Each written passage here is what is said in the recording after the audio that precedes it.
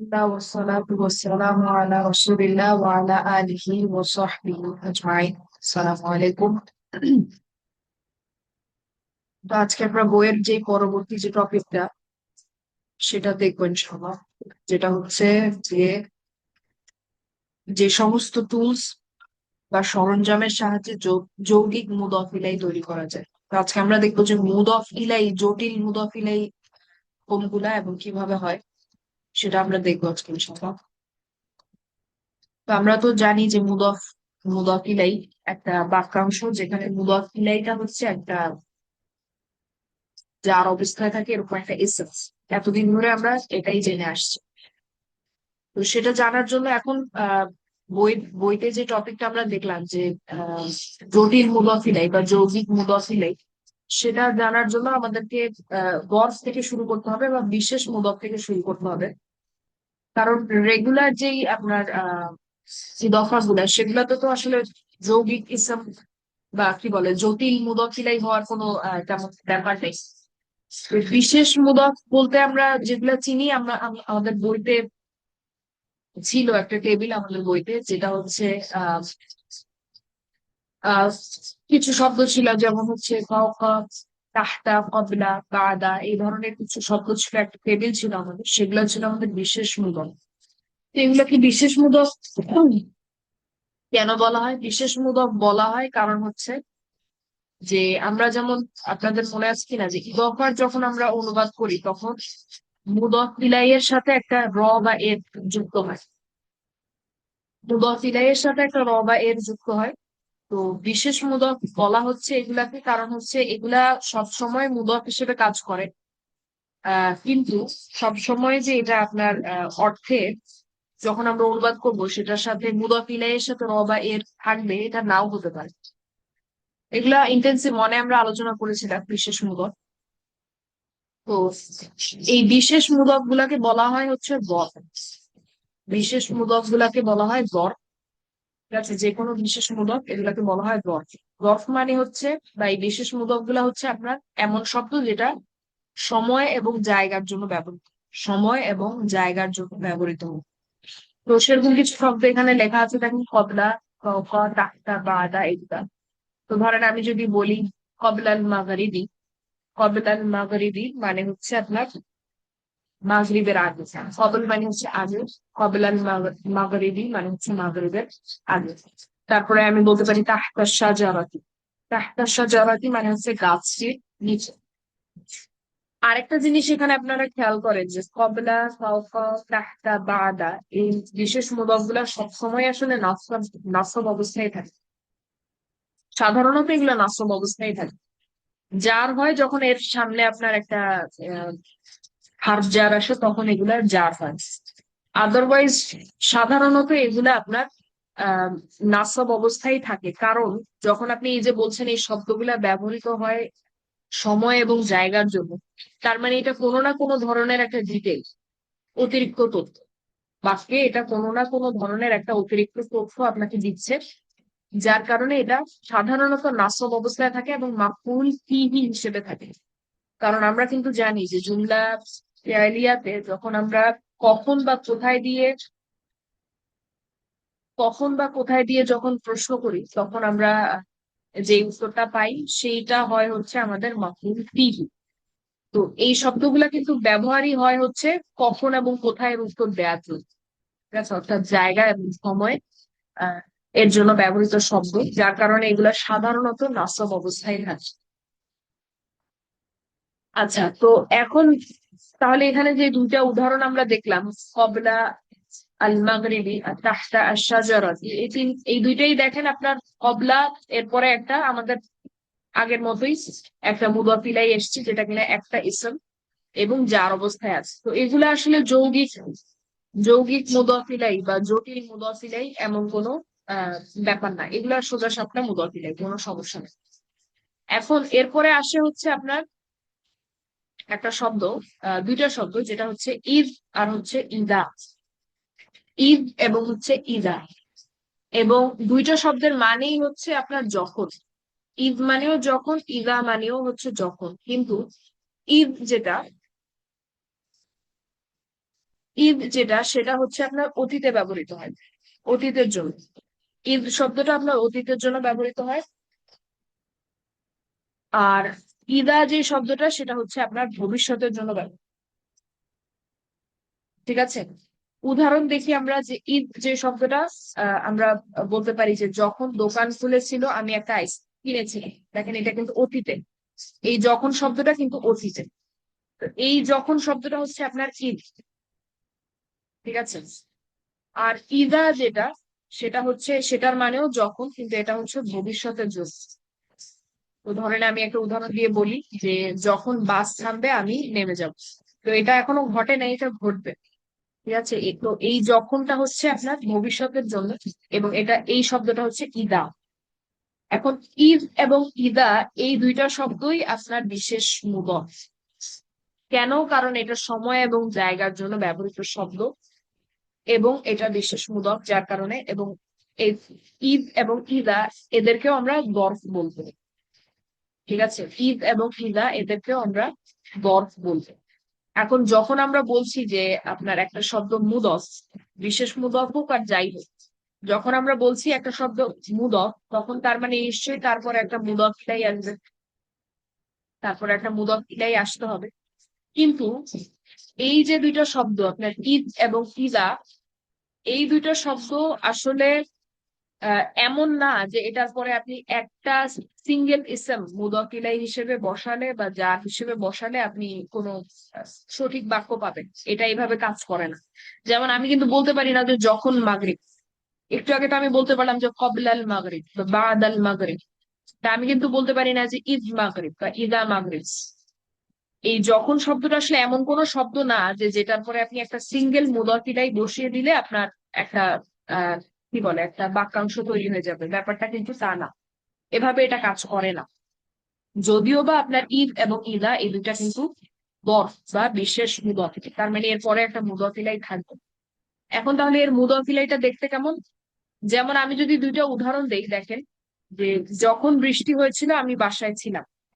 আবার আমি বললাম যখন আমার ক্ষুধা লাগবে আমি খেয়ে নিব। ঠিক আছে, তো এই দুইটাতেই যে যখন শব্দটা আমি ব্যবহার করেছি, যখন শব্দের পরে দেখেন যে পুরা একটা বাক্য এখানে চলে আসতে হয়, না হলে কিন্তু এই যখন শব্দটা আপনি প্রপারলি ব্যবহার করতে পারবেন না। যখন শব্দটার পরে সাধারণত একটা বাক্যই আসবে। ঠিক আছে, তো এখানে যেহেতু যখন শব্দটার পরে আপনি একটা একটা মাত্র শব্দ বসিয়ে মুদফিলাই পাচ্ছেন না, আবার আপনি বলছেন যে এই যখন শব্দটা গড় বা বিশেষ মুদফ, তার মানে এই যে যখন শব্দটার পরে এই যে পুরো একটা বিশাল জিনিস আসছে, একটা বাক্য আহ আসছে, এই পুরাটাকে আমরা বলবো হচ্ছে মুদফ ইলাই। পুরাটাকে আমরা মুদফ ইলাই বলবো, কিন্তু এক্ষেত্রে আমাদেরকে বলতে হবে ফি মাহাল্লি জার। ঠিক আছে, আমি কি বোঝাতে পারছি? আমি বলতে চাচ্ছি যে ঈদ এবং ইদা এই শব্দ দুইটা গফ বা বিশেষ মুদফ, এবং এদের মুদফ ইলাইটা একটা সিঙ্গেল শব্দ না, বরং পুরা একটা বাক্য বা বিশাল একটা জিনিস। তো এই যে বিশাল একটা জিনিস বা পুরো একটা বাক্য, এটাকে আমরা বলছি যে যৌগিক মুদফ ইলাই, যেটাই বইতে ওই টপিকটার নাম, বা জটিল মুদফ ইলাই, যেটা কিনা অনেক বিশাল একটা জিনিস, এটার ভিতরে অনেকগুলা পার্ট থাকবে। হয়তো আপনার জুমলা ফেয়ালিয়া হতে পারে, ইসমিয়া হতে পারে, হোয়াট এভার, যাই হোক না কেন, কিন্তু এটা মুদফ ইলাই। এটা হচ্ছে ইদার বা ঈদের মুদফ ইলাই। ঈদ শব্দটা অথবা ইদা শব্দটা মুদফ ইলাই। ঠিক আছে, এটাকে আমরা বলছি জটিল মুদফ ইলাই ফি মাহাল্লি জার। এটা কি বুঝতে পেরেছেন? জি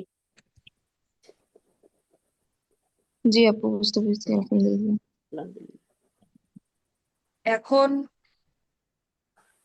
তারপরে যেটা লেখা আছে সেটা হচ্ছে যে গরফ নাসব আও ফি মাহাল্লি নাসব, এটা আমি লিখেছি। এটার মানে হচ্ছে আপনার গরফ, একটু আগে যেটা আমি বলে ফেলেছি আসলে, গরফ আপনার সাধারণত নাসব অথবা ফি মাহাল্লি নাসব অবস্থায় থাকে। ঠিক আছে, তো আহ বিশেষ মুদফ যেগুলা, সেগুলা হচ্ছে আপনার সেগুলা আপনার কি বলে যেহেতু সময় এবং জায়গার জন্য ব্যবহৃত শব্দ, সেজন্য সেগুলো সাধারণত নাসব অথবা ফি মাহাল্লি নাসব এরকমই হয়। ঠিক আছে? তো এরপরে এখন যদি আমরা একটু বইতে যাই, দেখেন যে এটাই এখানে বলা হয়েছে, এই সংক্ষেপে এখানে এটাই বলা হয়েছে যেটা আমি বললাম যে যৌগিক মুদাফ ইলাই মানে হচ্ছে, যৌগিক মুদাফ ইলাই সোজা বাংলায় হচ্ছে আপনার যে মুদাফ ইলাইটা এখন আর আমাদের আগের মতো একটা সিঙ্গেল ইসম থাকবে না যেটা যার অবস্থায় থাকবে, বরং এটা একটা বিশাল একটা পার্ট হবে, একটা বাক্য হবে বিশাল। সেইটাকে আমরা মুদাফ ইলাই বলবো এখন থেকে ইদার জন্য, যদি সেভাবে প্রয়োজন হয়, অর্থাৎ যেমন ঈদ এবং ইদার জন্য আমাদের সেটা বলা প্রয়োজন, তাই আমরা বলছি এটা যৌগিক মুদাফ ইলাই। এখন আমরা ঈদ এবং ইদা নিয়ে পরবর্তী কথাবার্তা বলবো, এখন তারপর উদাহরণগুলো আমরা দেখবো বই থেকে ইনশাল্লাহ। তো দেখেন, আমরা যদি উদাহরণটা আগে দেখি তারপরে আমি বলি যে এখানে কি লিখেছি আমি। যে প্রথমে তারা নিয়েছে ঈদ, ঈদ নিয়ে আমরা প্রথমে কথা বলি যে এর অর্থ হলো যখন, এবং এটি জুমলা ইসমিয়া অথবা জুমলা ফেলিয়া উভয় ফেআইল মাদি বা মুদরের ক্ষেত্রেই হতে পারে, তবে অনুবাদ করা হয় অতীতকালে। ঠিক আছে? ঈদ যেটা সেটা অতীতকালে, এই যখনটা হচ্ছে অতীতে ঘটা যখন। এখন আমরা যদি সরাসরি উদাহরণে আসি, দেখেন ইদ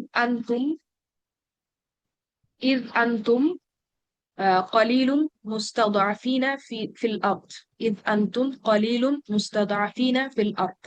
তো এখানে দেখেন ঈদের পর একটা জুমলা ইসমিয়া এসছে, আনতুম কলিলুন মুস্তাদআফিনা ফিল আরদ, যখন তোমরা সংখ্যায় কম ছিলে পৃথিবীতে, দুর্বল অবস্থায়। তো এখানে ঈদটা হচ্ছে আমাদের গরফ এবং মুদফ, আর এই আনতুম কলিলুন মুস্তাদআফিনা ফিল আরদি এটা হচ্ছে আমাদের জুমলা ইসমিয়া ফি মাহাল্লি জার। কেন বলছি ফি মাহাল্লি জার, কারণ এটা আহ যৌগিক মুদাফ ইলাইহি বা জটিল মুদাফ ইলাইহি। ঠিক আছে? এরপরে আরেকটা দেখেন, ঈদ গাদাউতা মিন হাউলিক, ঈদ গাদাউতা মিন হাউলিক, যখন তুমি তোমার পরিবারকে ছেড়ে এসেছিলে সকালবেলা। তো ঈদ হচ্ছে এখানে মুদাফ, এবং গাদাউতা মিন হাউলিক এটা হচ্ছে আমাদের মুদাফ ইলাইহি, জটিল মুদাফ ইলাইহি। ঠিক আছে? ফি মাহাল্লি জার। এখন এখানে দেখেন যে উপরের যে উদাহরণটা আমরা দেখতে পাচ্ছি এখানে, আহ তারপরেরটা দেখি আমরা, তারপরে বলছি, এই দুইটার মধ্যে আমরা একটা কম্পারিজন দেখবো এরপরে। তো এরপরে যে উদাহরণটা আছে যে ইদ তাস্তাগীথুনা রাব্বাকুম, ইদ তাস্তাগীথুনা রাব্বাকুম, যখন তোমরা তোমাদের রবকে সাহায্যের জন্য ডেকেছিলে। তাস্তাগীথুনা মানে হচ্ছে ডাকা, রব্বাকুম তোমাদের রবকে। তো ইদ হচ্ছে এখানে মুদাফ, তাস্তাগীথুনা রাব্বাকুম এটা হচ্ছে আপনার জুমলা ফেরিয়া, দেখে বুঝতে পারছি কি মাহালি জার মুদাফ ইলাইহি। ঠিক আছে? মুদাফ ইলাইহি, তার মানে ঈদ এবং ইদা এদের সাথে জুমলা ইসমিয়া জুমলা ফেলিয়া দুটাই আসতে পারে, কোনো সমস্যা নাই। মূল কথা হচ্ছে এখানে ঈদ বা ইদাকে আমরা মুদাফ বলছি, এবং এর পরে যেই পার্টটা যে বাক্যটা আসছে তাকে আমরা বলছি মুদাফ ইলাইহি ফি মাহাল্লি জার, ফি মাহাল্লি জার আমাদের। এখন একটা জিনিস দেখেন যে দুইটাকেই তো আপনি অতীতে অনুবাদ করছেন, ঈদ মানেই তো হচ্ছে এই যখনটা অতীতে।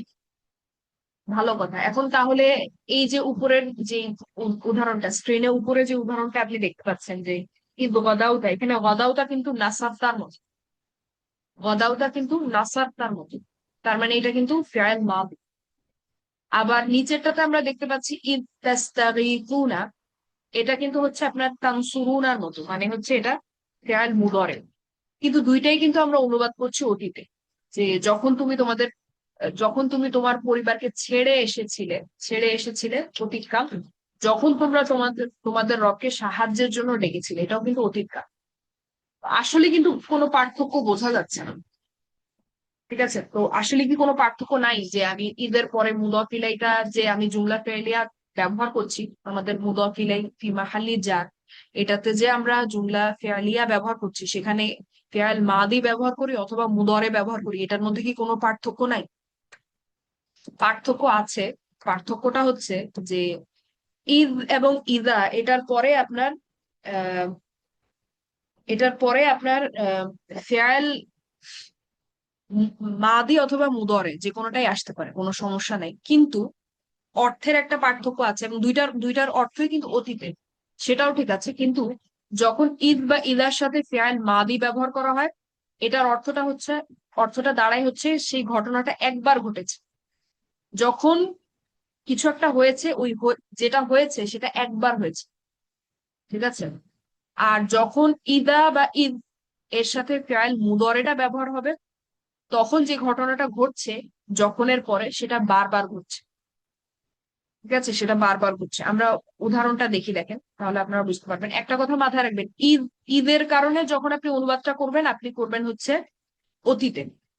ইদার কারণে যখন আপনি অনুবাদটা করবেন, তখন আপনি অনুবাদটা করবেন হচ্ছে ভবিষ্যতে, ঠিক আছে। আর এই একবারের ব্যাপারটা আসবে কোত্থেকে? ফেয়াল মাদি থেকে, ঠিক আছে। আপনার মুদফ ইলাইতে আপনি যদি জুমলা ফেয়ালিয়া ব্যবহার করেন এবং সেটা যদি ফেয়াল মাদি হয়, অর্থের মধ্যে একটা একবারের ব্যাপার আসবে।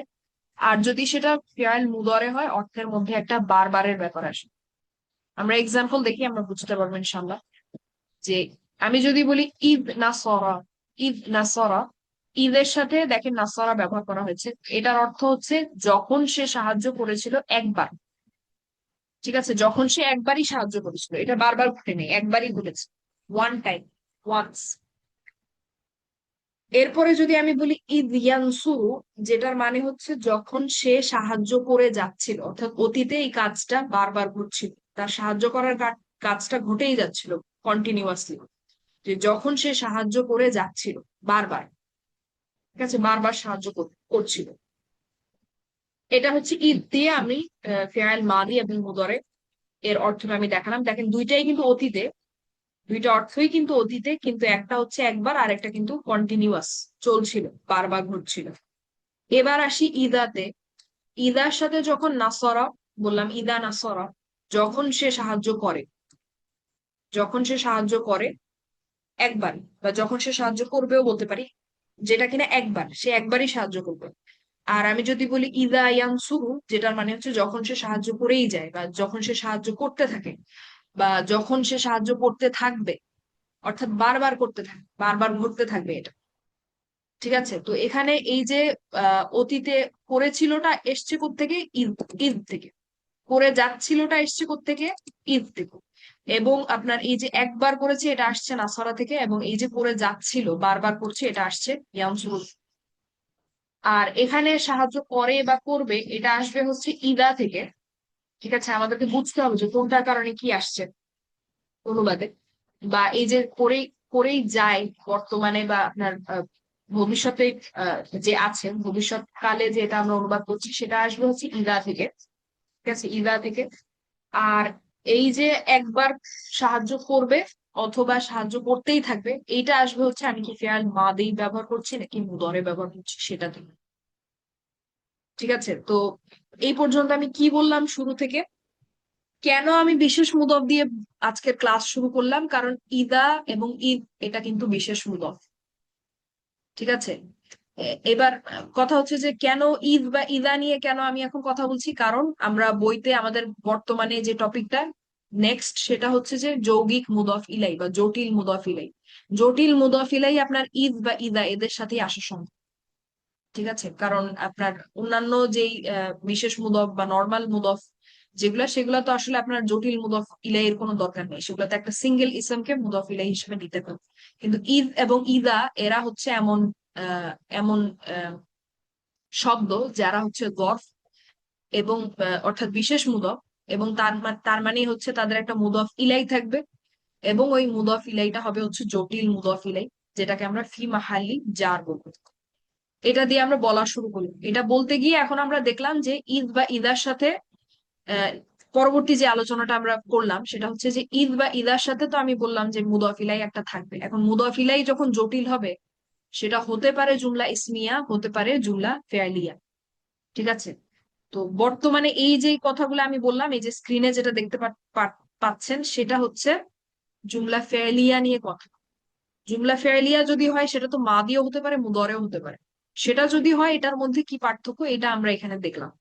যে মাদি হলে অর্থের মধ্যে কি আসে, আর মুদরে হলে অর্থের মধ্যে কি আসে, ঠিক আছে। এরপরে আমরা ঈদ বা ইদার সাথে জুমলা ইসমিয়া নিয়ে কথা বলবো, এরপরে আসবে সেটা।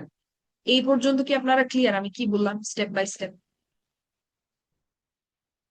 জি আপু।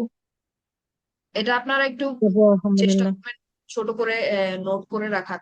কারণ এই আজকে আর মোটামুটি কালকে মোটামুটি কিছু রুল আসবে নতুন, যেগুলা এর আগে আমরা শিখি নাই, এবং একসাথে অনেকগুলা, তো যার কারণে আপনাদের হয়তো কনফিউশন লাগতে পারে বা মনে নাও থাকতে পারে। একটু ছোট করে নোট করে রাখতে পারেন, একটা এক্সাম্পল দিয়ে কনসেপ্টটা শুধু একটু নোট করে রাখতে পারেন, এতে পরবর্তীতে ভুলে গেলেও নোটটা দেখলে ইনশাল্লাহ মনে পড়ে যাবে। তো এখন এই পর্যন্ত তাহলে যদি আপনারা বুঝে থাকেন, এরপরে আমরা দেখবো যে ঈদ বা ঈদার সাথে জুমলা ইসমিয়া আসলে কি হয়। ঈদ বা ঈদার সাথে জুমলা ইসমিয়া আসলে কি হয়। তো জুমলা ইসমিয়া আসুক অথবা জুমলা ফেলিয়া আসুক, যেটাই আসুক সেটা মুদাফ ইলাই, কোনো সমস্যা নেই, সেটা মুদাফ ইলাই ফি মাহাল্লি জার। এখন অর্থের দিক থেকে কি পার্থক্য আসে সেটা আমরা দেখছি। তো এই ছিল ঈদ বা ঈদার সাথে জুমলা ফেলিয়া। এরপরে আমরা দেখবো ঈদ বা ঈদার সাথে জুমলা ইসমিয়া আসলে কি হয়। ঠিক আছে। তো দেখেন, হুয়া কাদিমুন, হুয়া কাদিম মানে হচ্ছে আপনার এটা একটা জুমলা ইসমিয়া, এটা একটা সোজা সাপটা জুমলা ইসমিয়া, যেখানে হুয়া মুক্তাদা, কাদিমুন হচ্ছে খবর। হুয়া কাদিমুন মানে হচ্ছে সে আসছে। তো এখানে কাদিমুনটা একটা ইসম ফাইল। এটাকে আপনার অনেক সময় যে মনে হতে পারে যে ফাইলের মতো করে অনুবাদ করছি কেন, এটা আমরা পরে ডিটেইলে ইনশাল্লাহ জানবো। ইসম ফাইলকে অনেক সময় আপনার আহ কি বলে ফেয়াইলের মতো করে অনুবাদ করা যায়। ঠিক আছে। তো আপাতত সেটা নিয়ে আমরা অত চিন্তিত না হই। বলতে পারেন সে আসন্ন, কাদিম মানে হচ্ছে আসন্ন বা এসেছে এমন কোনো ব্যক্তি, সে আসছে, এভাবে আমরা অনুবাদ করতে পারি। ঠিক আছে। যেমন আমি বলতে পারি হুয়া জালিসুন, হুয়া জালিসুন মানে হচ্ছে আহ সে বসেছে, সে বসে আছে। ঠিক আছে, সে বসে আছে। তো হুয়া কাদিমুন মানে হচ্ছে সে আসছে। এখন বা হুয়া জালিসুন মানে আমরা বলতে পারি যে সে বসছে। ঠিক আছে, কন্টিনিউয়াস একটা অর্থ আসে। যাই হোক, তো এটা একটা জুমলা ইসমিয়া, সোজা সাপটা জুমলা ইসমিয়া। এখন যখন আমি এই আহ, জুমলা ইসমিয়াটাকে ইদার সাথে ব্যবহার করবো, এটা কিন্তু শুধু ইদার জন্য, ঈদের জন্য না। ঠিক আছে, ঈদের জন্য না, এটা শুধু ইদার জন্য। ইদার সাথে যখন আপনি জুমলা ইসমিয়া ব্যবহার করেন, সেই আহ বাক্যটা সেই বাক্যটার অর্থের মধ্যে একটা তাৎক্ষণিক ব্যাপার চলে আসে, বা সাডেনলি এর ব্যাপার চলে আসে, বা হঠাৎের ব্যাপার চলে আসে। ঠিক আছে। তো এই ইদাটাকে বলা হয় হচ্ছে ইদা আল ফুজা ইয়া। ইদা আল ফুজা ইয়া মানে হচ্ছে আপনার বলতে পারেন তাৎক্ষণিকতার ইদা, বা আপনার সারপ্রাইজ দেয়ার ইদা, সারপ্রাইজ দেয়ার ইদা। ঠিক আছে। তো হুয়া কাদিমুন মানে হচ্ছে সে আসছে, কিন্তু আমি যদি বলি ইদা হুয়া কাদিম মানে হচ্ছে হঠাৎ করে সে এসে পড়ল। ঠিক আছে, অল অফ আ সাডেন হি কেম, হঠাৎ করে সে এসে পড়ল। ঠিক আছে, যখন ইদার সাথে আহ জুমলা ইসমিয়া ব্যবহার করা হবে, সেই ইদাটা হয় হচ্ছে ইদা, ওটাকে বলা হয় ইদা আল ফুজা ইয়া, যেটার মানে হচ্ছে আপনার সারপ্রাইজ দেয়ার ইদা। ঠিক আছে। তো ইদা অফ সারপ্রাইজ বলতে পারেন, যেটার মানে দাঁড়ায় হচ্ছে হঠাৎ করে সে এসে পড়লো, কোনো কিছু একটা অল অফ আ সাডেনলি ঘটে যাওয়া, হঠাৎ করে সে এসে পড়লো। ইদা হুয়া কাদিম। ঠিক আছে। তো এটা আপনার ধরেন গল্প বলার সময় এটা আপনার আহ, ব্যবহার করা যায়, যে আপনার আপনি হয়তো একটা গল্প বলছেন যে আমরা সবাই অপেক্ষা করছিলাম, হঠাৎ করে সে এসে পড়লো, ইদা হুয়া কাদিম। ঠিক আছে। তো এটার কিছু উদাহরণ আমরা বইতে দেখি, দেখেন এটা কোরআনে আছে, আল্লাহ ব্যবহার করেছেন।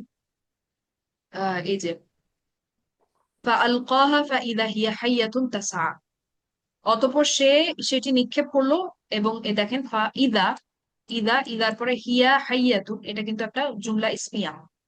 হিয়া হাইয়াতুন তাসা, হঠাৎ করে এটি একটি সাপ হয়ে গেল। ঠিক আছে, আল্লাহ যখন এই ঘটনাটা বলছেন কোরআনে, দেখেন আমরা কিন্তু পড়ে যাই কত সাধারণ ভাবে, কিন্তু এটা কিন্তু আল্লাহ যেভাবে বলেছেন একটা স্টোরি টেলিং এর মতো করেই বলেছেন, গল্প বলার মতো করেই বলেছেন, অনেক আপনার টুইস্ট অ্যান্ড টার্ন রেখে যেভাবে আসলে গল্প বলা হয় সেভাবে কিন্তু আল্লাহ ঘটনাটা বর্ণনা করেছেন, যে ফাআলকাহা ফাইদা হিয়া হাইয়াতুন তাসআ, অতঃপর সে সেটি নিক্ষেপ করলো, আহ, এবং হঠাৎ করে এটি দ্রুতগামী সাপ হয়ে গেল, হঠাৎ করে এটি একটি সাপ হয়ে গেল। ঠিক আছে। তো দেখেন এখানে কিন্তু অর্থের মধ্যে আর যখন শব্দটা কিন্তু আর আসে না, যেমন আমরা এই যে যে উদাহরণটা এখানে দেখলাম, আহ, ইদা হুয়া কাদিম, এখানে কিন্তু দেখেন যখন শব্দটা কিন্তু আর নাই। ঠিক আছে, কারণ এটার অর্থের মধ্যে একটা হঠাৎের একটা ব্যাপার চলে আসে, এবং এটা হচ্ছে ইদা আল ফুজা ইয়া। এটা হচ্ছে তখন ঘটে যখন ইদার সাথে আমরা জুমলা ইসমিয়া ব্যবহার করি, ইদার সাথে জুমলা ইসমিয়া। এটা শুধু ইদার জন্য, ঈদ ঈদ যে শব্দটা দেখে আসছি সেটার জন্য না। ইদা যোগ জুমলা ইসমিয়া, এটা হচ্ছে ইদা আল ফুজাইয়া। এটা বুঝতে পেরেছেন? জি আপু, আলহামদুলিল্লাহ বুঝতে পেরেছি। তো এরপরে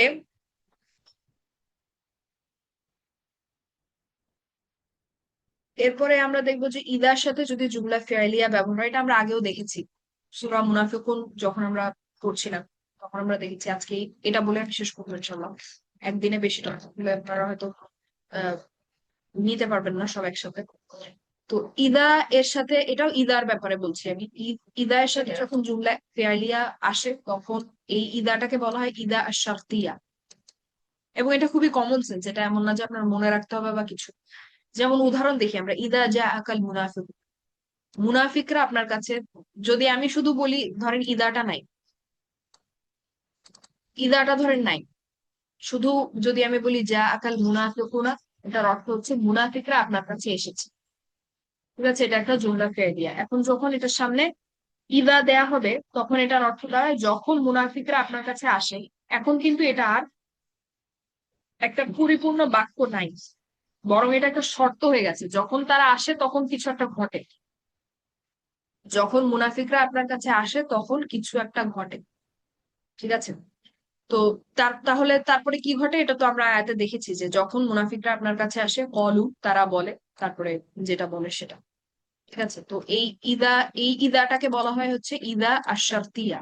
এই অংশটা হচ্ছে আপনার শর্ত। যখন এই যে যখন মুনাফিকরা আপনার কাছে আসে, এটা হচ্ছে শর্ত। এরপরে আসার পরে এই যে তখন তারা বলে, তখন তারা বলে, এখানে আমরা একটা তখন লাগাতে পারি, তখন তারা বলে, এই পার্টটা হচ্ছে জওয়াবু শর্ত। তো এটা কিন্তু খুবই কমন সেন্স, যখন তারা আসে তখন তারা বলে। ঠিক আছে, তো এই ইদাটাকে যার কারণে বলা হয় আশ-শারতিয়া। তো ইদার সাথে যখন জুমলা ফেয়ালিয়া ব্যবহার হয় তখন এটা একটা শর্ত, জওয়াবু শর্ত, একটা সিচুয়েশন, একটা পরিস্থিতি তৈরি করে।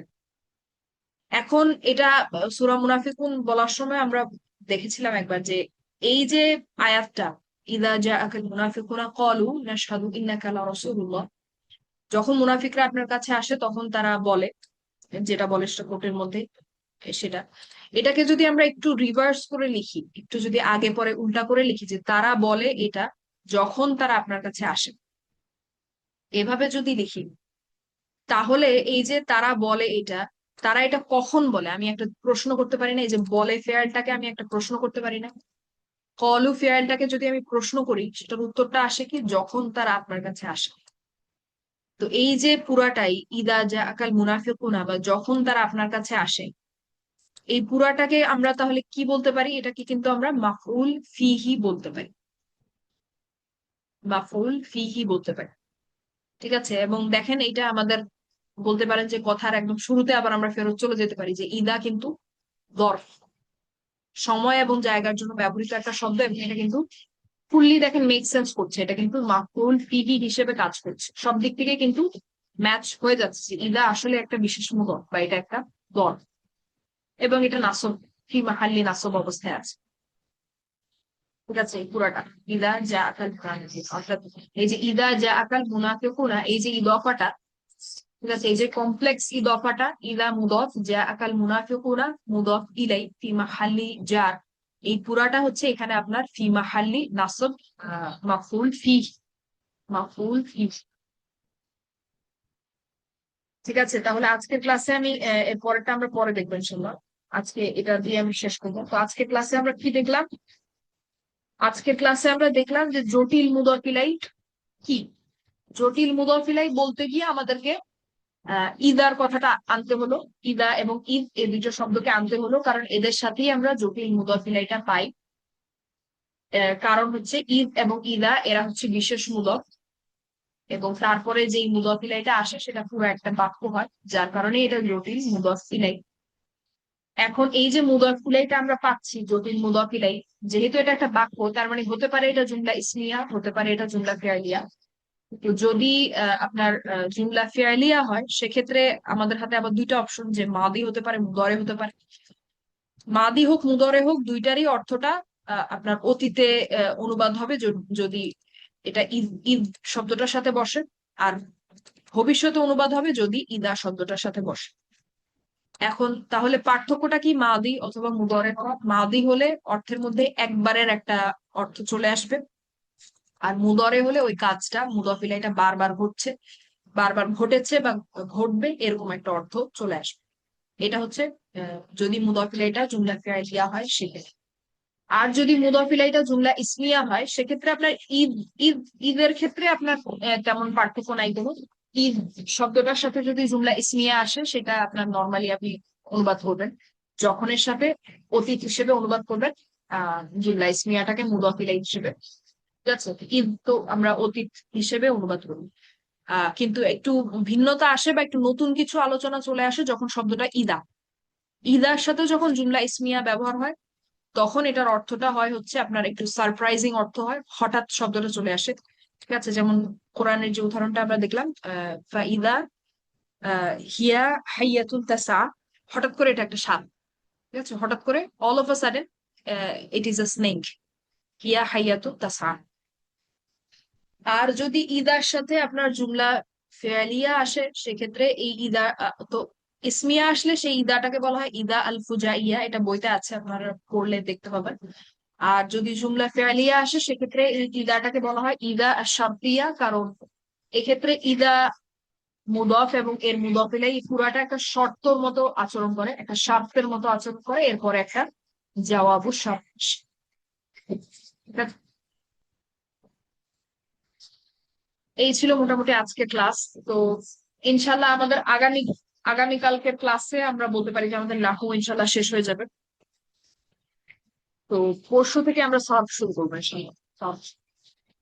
আপু, আসসালামু আলাইকুম আপু। আমাদের তো এখানে ঈদ হবে। পরশুদিন আমাদের ঈদ আছে আপু। আর ও কালকে হ্যাঁ, আরাফা ঈদের ডে ঈদের আমাদের। ঈদের কালকে দিন। আমাদের আরাফা ডে। জি আপু। ও হ্যাঁ হ্যাঁ, আপনাদের তো আরাফা আজকে। ঈদের দিন না, বন্ধ থাকবে। এখন আপনারা কি ঈদের পরে আরো বেশ কিছুদিন বন্ধ যাচ্ছেন, নাকি ঈদের পরের দিন থেকে আবার ক্লাস করতে পারবেন? আমার অসুবিধা নাই, হয়তো ইনশাল্লাহ আমি নিতে পারবো। ঈদের দু একদিন পরে আপনারা করলে চাইলে বন্ধ থাকবে, অসুবিধা নাই। সাফ আমরা তাহলে 2-3 দিন পরে শুরু করবো। একটু আপনাদের দুই কি তিন দিন কালকে? বন্ধ আমার থাকলে ভালো। হ্যাঁ হ্যাঁ, ভালো হয় জি আপু। আপু, কিছুদিন বন্ধ থাকলে আমার জন্য ভালো হয়। সুবিধা আর কি, ভালো হয়। লোকজন আসবে তো এই জন্য সমস্যা। জি, আমারও গেস্ট আসবে তো। আমার বাংলাদেশ থেকে আসবে আরো। তাহলে তো মানে নাহুর ক্লাসটা তো আমি আরেকদিন তাহলে মানে ঈদের পর পর্যন্ত নিতে চাচ্ছি না, তাহলে আজকে আপনারা করে ফেলেন নাহুর ক্লাসটা, আরেকটা সেশন, জি তারপরে আপু, বন্ধ আমি ফ্রি থাকতে আছি পারবেন। ইনশাল্লাহ। আমি করতে পারবো। জি আপু, করতে হ্যাঁ, পারবো। ভালো হবে। জি, আচ্ছা, তাহলে করতে আমি পারবো এই আপু। এই সেশনটা শেষ করে আপনারা পরেরটাতে ইনশাল্লাহ জয়েন করেন। আচ্ছা, ঠিক আছে আপু। আচ্ছা, আমাদের এখানে সাইডে কনস্ট্রাকশনের কাজ হচ্ছে, তো আমি কথা খুব কম শুনতে পাচ্ছি আসলে। ঠিক আছে, পরেরটাতে আপনারা জয়েন করেন। সালাম আলাইকুম।